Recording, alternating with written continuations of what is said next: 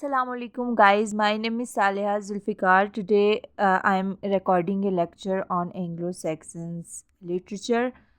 As I already recorded a lecture, but I think from the very end some written works of the writers were not appearing over there. So I thought कि मैं एक ऐसा page बना दूं जहाँ पर सारे जो पोइट्स हैं, प्रोज राइटर्स हैं, उनके मैं नाम भी लिख दूं, उनके काम भी लिख दूं, ताकि इजीली उन लोगों के लिए स्पेशली इजी हो जो पीएससी की तैयारी कर रहे हैं, बिकॉज मेनली यही चीज़ें वहाँ पर पूछी जाती हैं। तो फर्स्ट ऑफ़ ऑल यहाँ पर देखें, मैंने ऊपर हेडिंग भी दी हुई है और एनोनिमस वर्क्स मैंने 4 लिखे हुए हैं। आपको कुछ याद करने की ज़रूरत नहीं है। इंग्लिश लिटरेचर में सिर्फ़ और सिर्फ 4 एनोनिमस वर्क हैं।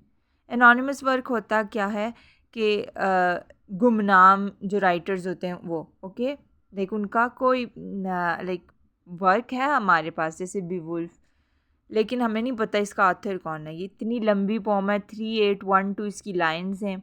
स्कैंडेविया इसकी सेटिंग है, लेकिन कोई पता नहीं सेटिंग का भी। इवन हमें पता है स्कैंडेविया, लेकिन हमें आथर का कोई पता नहीं। सिमिलरली ये बहुत इंपॉर्टेंट है, बहुत बार पूछी जाती है द वंडरर, कि इसके पोइट का क्या नाम है, लेकिन ये भी किसी को नहीं पता। Okay, third the sea farer और fourth one is the dream of the rude. Okay, ये आप चारों सिर्फ एनोनिमस वर्क इंग्लिश लिटरेचर में 4 हैं और वो ये 4 हैं, और आपने ये याद रखना। पहले 2 बहुत इंपॉर्टेंट हैं, इसलिए आप इसको जहन में रखें।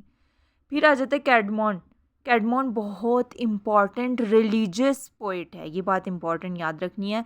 कैडमन और साइनवुल्फ दोनों रिलीजियस पोएट्स हैं। ओके, पहले कैडमन के वर्क देख लेते हैं। इसके अलावा उसने कोई वर्क नहीं लिखा, सिर्फ ये 5 वर्क लिखे हैं।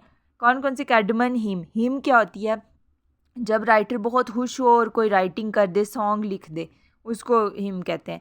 और कैडमन्स ने हिम लिखी हैं। हिम्स ऑन द क्रिएशन भी लिखी हुई है, paraphrase of Daniel, paraphrase of Exodus, paraphrase of Genesis, paraphrases भी लिखी हुई हैं। क्या क्या लिखा हुआ है? हिम लिखी हुई है, पैराफ्रेजेस लिखी हुई हैं।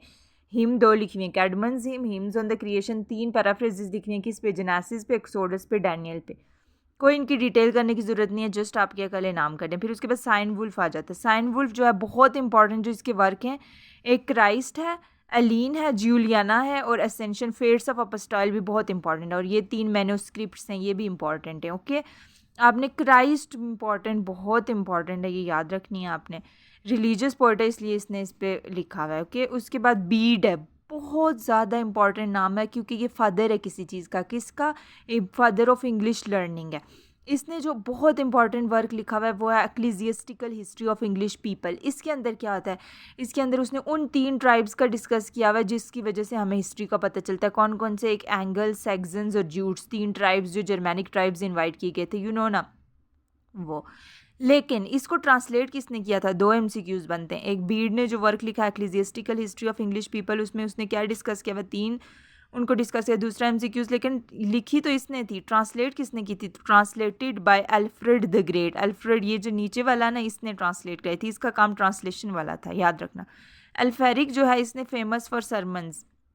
ये जो हम बात कर रहे हैं ना, ये 4 5 6 नंबर वाले राइटर्स की, ये प्रोज राइटर हैं। ऊपर वाले क्या थे? ऊपर वाली ये चारों पोम्स हैं, ये पोएट है, ये पोएट है, और ये दोनों तीनों जो हैं वो प्रोज राइटर हैं। अल्फ्रिक आपको पता है सरमन्स कैसे प्रोज हैं? क्योंकि इसके अंदर हम खुद से तो कुछ नहीं ना ऐड करते, नॉन फिक्शन होते हैं ना, तो इसमें कोई अपनी खुद से क्रिएट की हुई स्टोरी नहीं होती, फैक्ट्स होते हैं। और हिस्ट्री जब हम स्टडी करते हैं वो भी क्या होती है? वो भी प्रोज होती है। तो बीड भी प्रोज राइटर है, इसने हिस्ट्री ऑफ मॉन्क्स, यानी ये जो बादशाह वगैरह गुजरे उनकी डिस्कस की हुई है, और दूसरी ecclesiastical history of English people discuss की हुई है। और अल्फ्रेड द ग्रेट ने क्रॉनिकल्स को इंग्लिश में ट्रांसलेशन कराया हुआ। कौन से को? लैटिन को। आपको पता है एंग्लो सैक्सन्स जब नहीं आए थे, उससे पहले रोमन्स थे, रोमन्स लैटिन ज़बान बोलते थे, और उन लैटिन ज़बान बहुत फेमस थी, और अल्फ्रेड द ग्रेट ने उन क्रॉनिकल्स को इंग्लिश में ट्रांसलेट कराया था। So this is my video. मैंने आपसे नोट्स भी शेयर कर दिए as I promised you in the previous videos. Thank you so much.